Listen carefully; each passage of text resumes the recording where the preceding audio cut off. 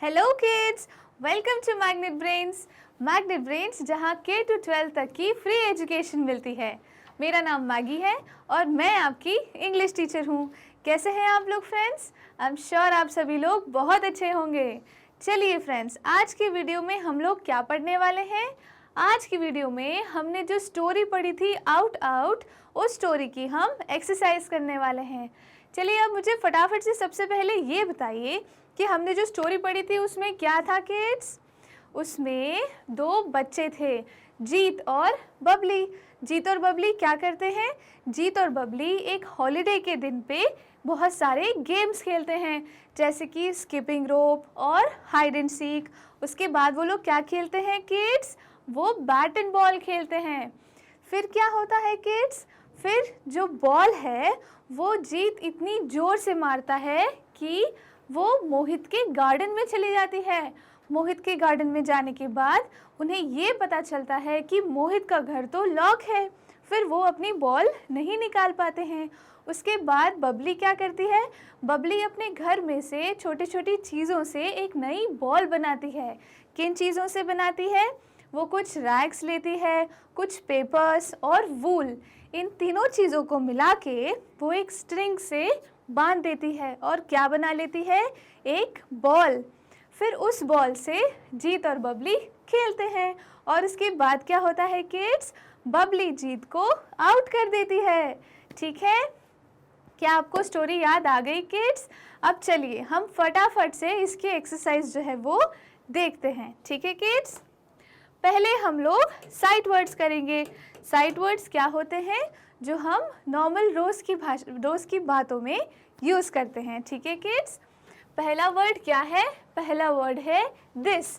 अब चलिए दिस से हम कोई सेंटेंस बनाने की कोशिश करते हैं। दिस से हम क्या लिख सकते हैं? हम लिख सकते हैं दिस इज़ माई पेन। क्या लिख सकते हैं हम? This is my pen. इसका मतलब क्या होता है किड्स? इसका मतलब होता है कि ये मेरा पेन है। ठीक है किड्स, क्या होता है? ये मेरा पेन है। उसे हम क्या बोलेंगे?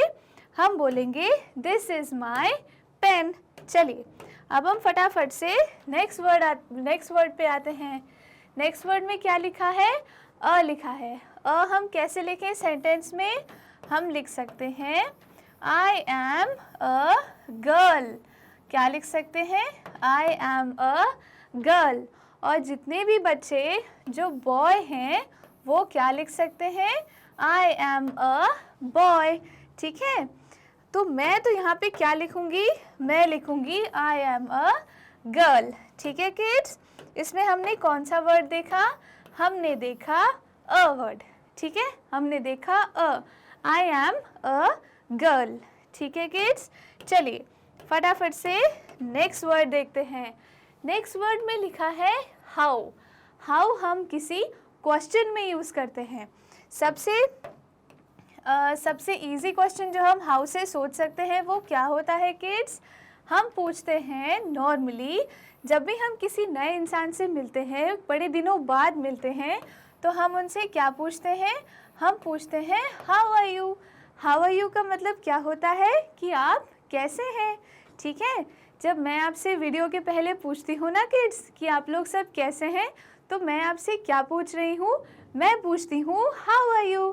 ठीक है किड्स, तो यहाँ पे हमने कौन से वर्ड का यूज़ किया? हमने हाउ वर्ड का यूज़ किया। हाउ वर्ड क्वेश्चन में आता है। ठीक है किड्स, क्या यहाँ तक आपको सारी चीज़ें क्लियर हो गई? चलिए अब हम नेक्स्ट वर्ड पे बढ़ते हैं। नेक्स्ट वर्ड क्या है? ऑल्सो। ऑल्सो को हम तब यूज़ करते हैं किड्स जब हम दो चीज़ों के बारे में एक साथ बताते हैं। जैसे अगर मैं कहूँ कि I am a teacher but I am also a dancer, क्या लिख सकती हूँ मैं? I am also a dancer. इसका मतलब क्या होता है? कि मैं टीचर के साथ साथ डांसर भी हूँ। ठीक है किड्स, इसमें हमने ऑल्सो वर्ड का यूज़ किया है जिसका मतलब होता है कि मैं टीचर के साथ साथ डांसर भी हूँ। I am also a dancer. ठीक है किड्स, ये आपको समझ में आ गया? चलिए नेक्स्ट वर्ड क्या है? नेक्स्ट वर्ड है दे। दे हम उन लोगों के लिए यूज़ करते हैं जहां हमें दो से ज़्यादा लोगों की बात करनी है, ठीक है किड्स। एक इंसान अगर है तो हम दे का यूज़ नहीं करते हैं। अगर दो से ज़्यादा लोग हैं तो हम क्या यूज़ करते हैं, हम दे का यूज़ करते हैं। हम दे का यूज़ कैसे करते हैं, चलिए देखते हैं। हम लिख सकते हैं दे आर माई पेरेंट्स। क्या लिखा हमने, दे आर माई पेरेंट्स। अब पेरेंट्स तो आपके दो होते हैं किड्स, है ना। आपकी एक मॉम होती है और एक डैड होते हैं। तो जब हमारे पास पेरेंट्स दो हैं तो हम क्या लिखेंगे, हम लिखेंगे दे आर माई पेरेंट्स, मतलब वो दोनों जो हैं वो मेरे पेरेंट्स हैं, ठीक है किड्स। यहाँ तक सारी चीज़ें आपको क्लियर हो गई। चलिए अब फटाफट से नेक्स्ट वर्ड की तरफ बढ़ते हैं। नेक्स्ट वर्ड लिखा है आफ्टर। आफ्टर का मतलब क्या होता है कि इसके बाद, ठीक है। जब भी हम किसी चीज़ के बीच में आफ्टर लगाते हैं, जैसे कि हम एक वर्ड सेंटेंस बनाते हैं, I sleep after my dinner. I sleep after my dinner. इसका क्या मतलब होता है किड्स, इसका मतलब होता है कि डिनर करने के बाद मैं सो जाती हूँ। डिनर करने के बाद मैं सो जाती हूँ। आफ्टर का मतलब क्या होता है कि इसके बाद, मतलब डिनर के बाद मैं क्या करती हूँ, मैं सो जाती हूँ, ठीक है। आई स्लीप आफ्टर डिनर, ठीक है किड्स। क्या आफ्टर वर्ड भी सबको क्लियर हो गया। चलिए नेक्स्ट वर्ड, नेक्स्ट वर्ड क्या है, पढ़ के मुझे बताइए। नेक्स्ट वर्ड है एंड। एंड वर्ड हमने, एंड वर्ड हम कहाँ कहाँ यूज़ कर सकते हैं किड्स। एंड वर्ड हम तब यूज़ करते हैं जब हमें दो चीज़ों के बारे में एक साथ बताना होता है। जैसे हम एक सेंटेंस बना के देखते हैं, I said, okay, I live with my mom and dad.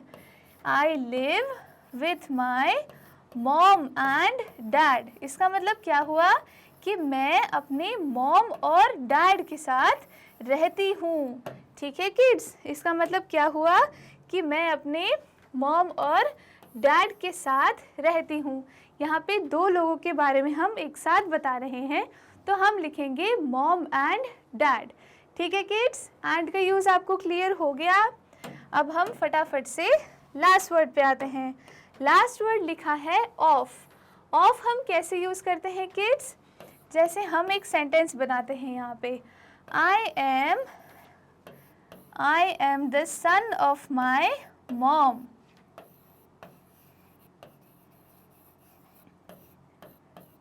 Of my mom का मतलब यहाँ होता है कि मैं अपनी मम्मी का बेटा हूँ, ठीक है किड्स।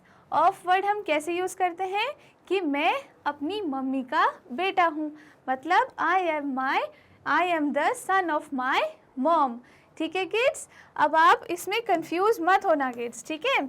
जब भी हम ऑफ का यूज़ करते हैं तो हम इस तरह से करते हैं, ठीक है किड्स। चलिए फटाफट से अब हम आगे बढ़ते हैं।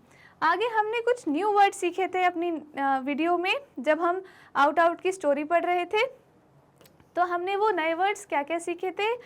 पहला वर्ड था स्किप्ड। स्किप्ड के दो मीनिंग होते हैं किड्स। एक मीनिंग होता है जब हम स्किपिंग रोप खेलते हैं तब हम क्या बोलते हैं कि हम स्किप्ड। स्किपिंग रोप जब हम खेलते हैं तब वी स्किप्ड, ठीक है। जब जीत और बबली स्किपिंग रोप खेल रहे थे तो हमने क्या पढ़ा था कि उसमें लिखा था दे स्किप्ड द रोप, ठीक है। तो इसमें स्किप का क्या मतलब होता है, इसमें स्किप का मतलब होता है skipping the rope. Skipping rope क्या होती है, स्किपिंग रोप एक खेलने की चीज़ होती है जिसमें हम जंप करते हैं, ठीक है किड्स। चलिए नेक्स्ट वर्ड है गैदर्ड। गैदर्ड का मतलब होता है कि चीज़ों को इकट्ठा करना।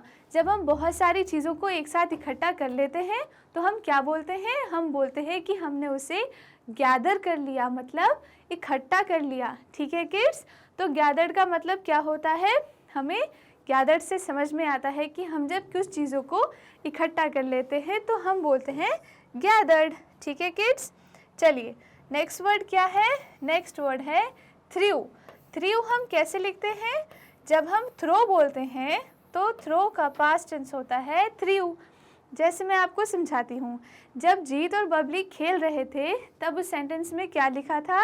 उसमें लिखा था जीत थ्रू द बॉल, मतलब जीत ने बॉल को थ्रो किया। ठीक है किड्स, तो हम थ्रो और थ्रू को इस तरह यूज़ करते हैं।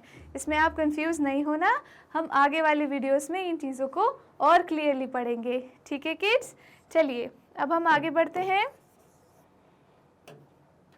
नेक्स्ट वर्ड है ब्रॉट। ब्रॉट का मतलब क्या होता है कि किसी चीज़ को लेके आना। ठीक है, जो हम वर्ड बोलते हैं ब्रिंग, जब हम ब्रिंग वर्ड का यूज़ करते हैं तो ब्रिंग और ब्रॉट का मतलब सेम होता है। ब्रिंग का मतलब क्या होता है? किसी चीज़ को लेके आना, और ब्रॉट का मतलब भी वही होता है कि किसी चीज़ को लेके आना। ठीक है किड्स, नेक्स्ट वर्ड क्या है? कोर्टयार्ड। कोर्टयार्ड क्या होता है किड्स? कोर्टयार्ड का मतलब है जो बरामदा होता है या जो आंगन होता है उसे हम बोलते हैं कोर्टयार्ड। ठीक है किड्स, कोर्टयार्ड किसे बोलते हैं? जो बरामदा होता है या जो आंगन होता है उसे हम कोर्टयार्ड बोलते हैं। ठीक है किड्स, उसके बाद कौन सा वर्ड है? उसके बाद है पिक्ड। पिक्ड क्या होता है किड्स? जब हम पिक बोलते हैं मतलब किसी चीज़ को उठाना। पिक का मतलब होता है किसी चीज़ को उठाना। ठीक है, और पिक्ड का भी वही मतलब होता है। पिक और पिक्ड दोनों ऑलमोस्ट मतलब उनका सेम होता है, लेकिन वो यूज़ एक सेंटेंस में अलग अलग तरीक़ों से होते हैं। ठीक है किड्स, पिक का मतलब क्या समझ में आया आपको? पिक का मतलब होता है उठाना। ठीक है किड्स, तो सारे वर्ड्स आपको क्लियर हो गए अच्छे से। चलिए अब हम आगे देखते हैं आगे क्या है। आगे कुछ क्वेश्चंस हैं किड्स, चलो इनका हम एक एक करके आंसर करते हैं फटाफट से। फर्स्ट क्वेश्चन है, what games do you like to play with your friends? अब मुझे आप फटाफट से ये बताइए किड्स कि आपको अपने दोस्तों के साथ कौन से गेम्स खेलना पसंद है। जैसे आप अपने दोस्तों के साथ फुटबॉल खेलते होंगे, क्रिकेट खेलते होंगे। क्रिकेट जो कि इस स्टोरी में हमने बैट एंड बॉल का नाम लिया है। ठीक है किड्स, और अपने फ्रेंड्स के साथ आप क्या खेलते हो? आप हाइड एंड सीक खेलते हो, आप पकड़म पकड़ाई खेलते हो। ठीक है किड्स, ये सारी चीज़ें आप अपने फ्रेंड्स के साथ खेलते हैं कि नहीं? और क्या खेलते हैं आप अपने फ्रेंड्स के साथ? बताइए मुझे फटाफट से। हम हमारे फ्रेंड्स के साथ जब खेलते हैं तब हम बहुत सारे अलग अलग गेम्स खेलते हैं। ठीक है किड्स, चलिए अब हम नेक्स्ट क्वेश्चन पे आते हैं। Have you ever played bat and ball? ये पूछ रहे हैं क्या आपने कभी बैट एंड बॉल खेला है, मतलब क्या आपने कभी क्रिकेट खेला है? क्या आपने अपने फ्रेंड्स के साथ, अपने घर वालों के साथ, अपने भाई बहनों के साथ कभी बैट बॉल खेला है कि नहीं किड्स?